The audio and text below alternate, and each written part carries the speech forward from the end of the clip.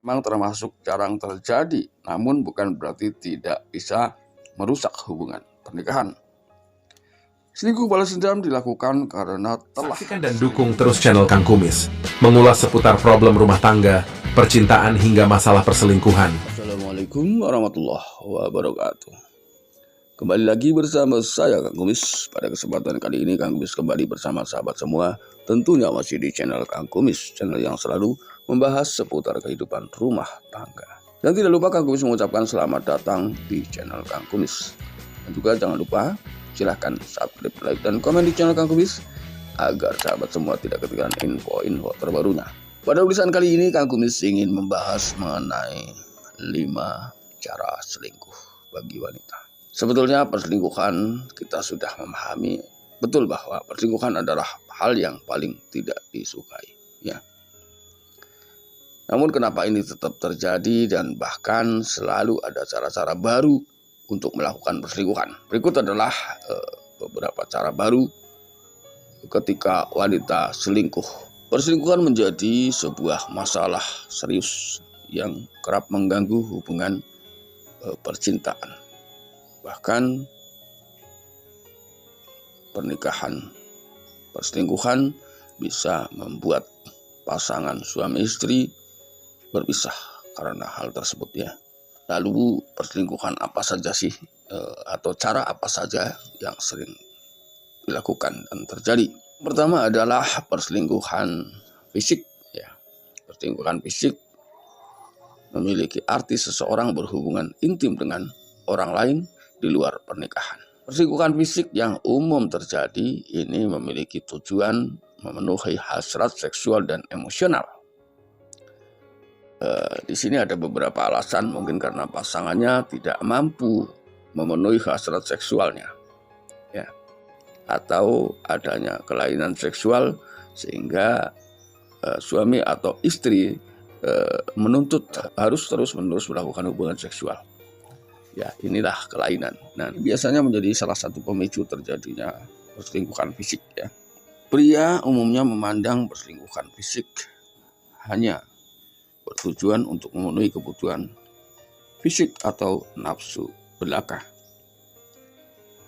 Di sisi lain, perempuan menganggap bahwa perselingkuhan fisik menjadi awal mula pemenuhan dari sisi emosional. Itulah sebabnya efek perselingkuhan fisik tentu berbeda-beda pada setiap individu, tergantung cara pandang mana yang akan digunakan. Lalu kemudian yang kedua adalah perselingkuhan emosi. Berbeda dengan tipe perselingkuhan sebelumnya. Perselingkuhan tipe kedua ini lebih melibatkan emosi dibanding keintiman secara fisik. Perselingkuhan emosi umumnya diawali dengan pertemanan biasanya. Nantinya para pelaku perselingkuhan akan melibatkan emosional untuk berbagi mimpi, ya, pemikiran, hingga menimbulkan kedekatan secara emosional lebih dari teman. Nah, dalam beberapa kondisi selingkuh emosional lebih merusak suatu hubungan, ya, percintaan dibanding dengan selingkuh fisik. Karena perselingkuhan emosional ini nyaris tak terlihat, ya. Jadi terlihat pelan tapi pasti, bahkan memang lebih berbahaya dibanding perselingkuhan fisik, ya. Karena ketika perselingkuhan fisik ini memang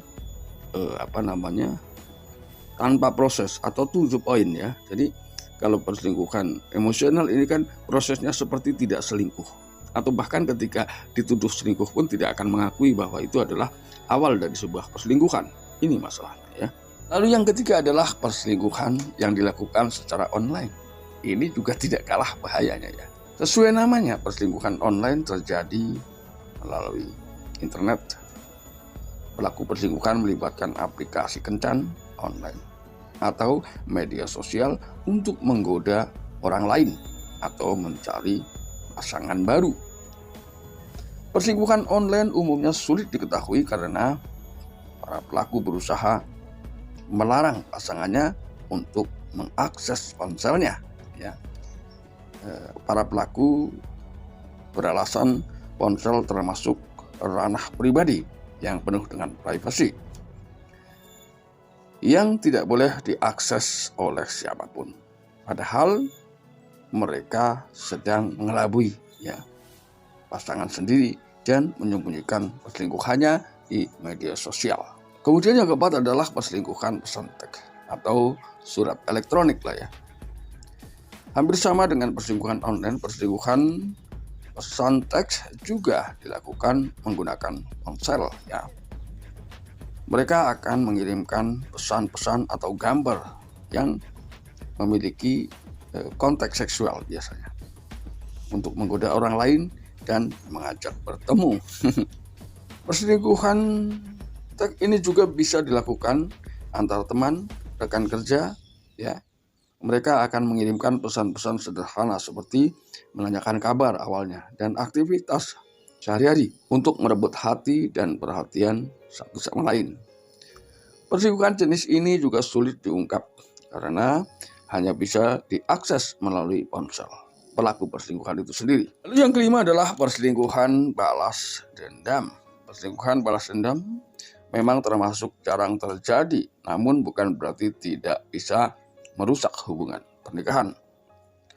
Selingkuh balas dendam dilakukan karena telah diselingkuhi terlebih dahulu. Perselingkuhan ini murni ungkapan rasa marah, bentuk rasa kecewa, ya, sehingga pada akhirnya orang memilih untuk balas dendam. Karena kita semua sadar betul bahwa perselingkuhan adalah hal yang paling menyakitkan ya jika itu sampai terjadi, dan memang sangat sulit untuk dilupakan. Jadi tidak sedikit orang yang pada akhirnya nekat melakukan balas dendam ya. Walaupun sebetulnya apapun alasannya itu tidak dibenarkan ya. Nah sahabat, itulah 5 cara selingkuh bagi wanita, dan mudah-mudahan ini bermanfaat, bisa memberikan inspirasi dan pandangan-pandangan baru bagaimana menyikapi agar pernikahan kita ini dijauhkan dari perselingkuhan. Dan jangan lupa saksikan terus video-video lain di channel Kang Kumis. Dan akhir kata, salam harmonis bersama Kang Kumis. Wabillahi taufiq wal hidayah. Wassalamualaikum warahmatullahi wabarakatuh.